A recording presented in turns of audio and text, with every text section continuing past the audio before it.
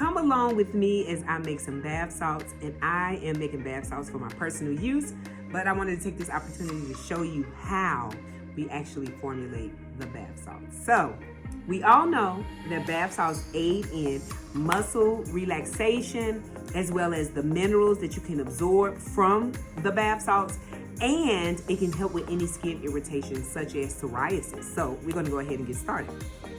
We will be using Epsom salt, sea salt, and Himalayan salt today. So the first thing I'm going to do is add my Epsom salt to my bowl. And we want to make sure that we remove all clumps. So as you can see, we have clumps of sea salt, well, Epsom salt within our bowl. So we want to go ahead and mash those. And I'm going to be using my spatula to actually press those out. I'm super excited to be doing this because not only are bath salts pretty to look at, but it's also good for the skin and the muscles, of course. So the next thing that I will be adding is going to be my sea salt. So I will be using coarse sea salt, and it is so beautiful. Look at that. So beautiful. To my batch, as well as coarse Himalayan salt.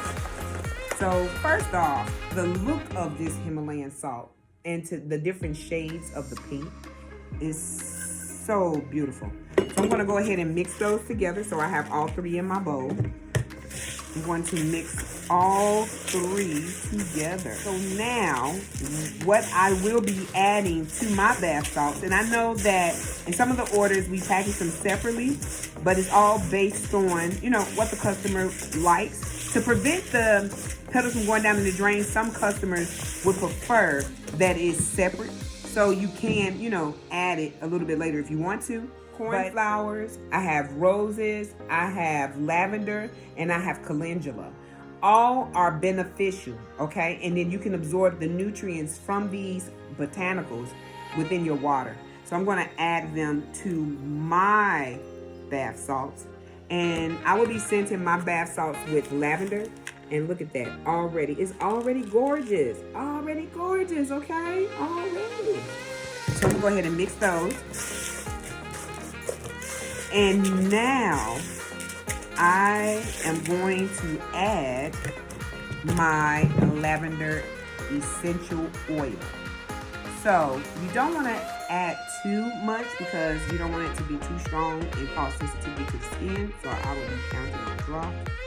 So now I am going to make sure that that essential oil is thoroughly dispersed throughout my bath salts. So I'm going to now mix the oil through the salt. It's already looking nice. Look at that. Already. Beautiful. Beautiful. So once this is done, you can add some oils to it, like sunflower oil or jojoba oil as a carrier for the essential oil. Matter of fact, I think I'm going to go ahead and do that. I'm going to add, or you can use sweet almond. Package our bath salts in a French square cut bottle like this here, and this is how it comes. But you see how beautiful. Now let me explain. We don't necessarily add the botanicals to the bottle because some customers don't want the botanicals to go down their drain. It smells so good. And like I said, this is for my personal use, but this is how it looks when you place your order. Look at that. So go ahead and check us out. Go to www.naturesnaturallather.com where you can see all the products that we have to offer, as well as follow us on social media. Follow us on Facebook, Instagram, Twitter. Follow us on Pinterest.